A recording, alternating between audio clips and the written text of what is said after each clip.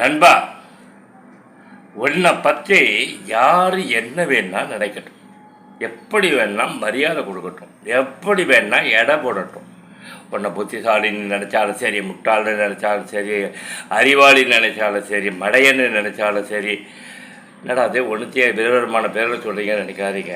கஞ்சன் நினச்சாலும் சரி, கெட்டவன் நினச்சாலும் சரி, எப்படி வேணாலும் நினச்சி போட்டோம்.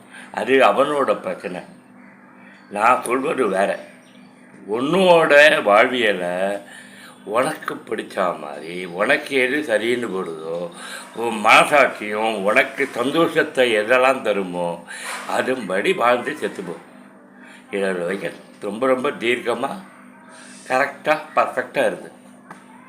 ஒரு முடிவு எடுக்கிறது கூட அடுத்தவனுடைய ஆலோசனை கேட்கலாம், முடிவு நீ எடுத்ததாக இருக்கணும். இதுதான் என்னுடைய இன்றைய செய்தி. நான் அப்படி தான் இருக்கேன்.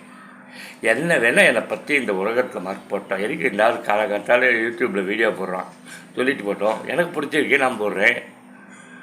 எதுக்கு கூட பிறந்தவங்க கூட பேசாமல் இருக்கான் ஒரு வருஷமாக. எனக்கு பிடிக்கல, ஒரு வானான்ட்டு முடிவு எடுத்துட்டேன், கட் பண்ணிட்டேன், விடுங்க, இது என்னுடைய இஷ்டம். அவருக்கு அதனால் லாஸாக கிடையாது. அவருக்கு லாஸாக இருந்தாலும் ஐ டோன்ட் கேர். எனக்கு பிடிக்கல. எனக்கு இப்படிலாம் ஒழுக்கமாக இருக்கிறவன், நம்பிக்கை துரோகம் பண்ணவன், இவரெல்லாம் எனக்கு பிடிக்காது. எனக்கு சொன்னால் வார்த்தை நேர்மையாக இருக்கணும், இல்லைன்னா சொல்லக்கூடாது, மூடிட்டு கம்முன்னு இருக்கணும், எவனும் கேட்கலைங்க. இப்படி எனக்கு பிடிச்ச மாதிரி தான் நான் வாழ்வேன். நான் நிறைய உறவுகள், நண்பர்கள், இவர்களெல்லாம் பேசுவதே இல்லை. ஏன் பேசுவதுன்னா அவர்களை திருப்திப்படுத்துறதுக்காக நான்லாம் இருக்க முடியாதுங்க. எனக்கு என்ன பிடிச்சிருக்கா, எனக்கு பிடிச்சிருந்தா வா லைனில், பிடிக்கலையா போயிட்டே இரு. நான் உன்னை டிபெண்ட் பண்ணி இல்லை, உன்னை எக்கனாமிக்கலாவோ இல்லை உன்னுடைய அன்பு இல்லைன்னா நான் வாழ முடியாதவனோ ஒருத்தரை சார்ந்து வாழவே வாழாதீங்க. ஒரே ஒரு மானிட பிறவி. நீ ஆயிரு, உனக்கு பிடிச்ச மாதிரி வாழு, உனக்கு பிடிச்சவங்க செய். அதை கெட்டல் நடக்கூடாது அடுத்தவங்களுக்கு, அதுதான் முக்கியம். உனக்கு பிடிச்சவங்க ரோட்டில் போகிற பொண்ணை ரேப் பண்ணக்கூடாது. அது சமூகத்துக்கு கேடு. சமூகத்துக்கும் அடுத்தவனுக்கும் தீங்கு வராத உனக்கு பிடித்த எந்த ஒரு செயலையும் நீ செய்யலாம். உனக்கு பிடிச்சதை வாழ்வதற்காகத்தான் நீ படைக்கப்பட்டிருக்க.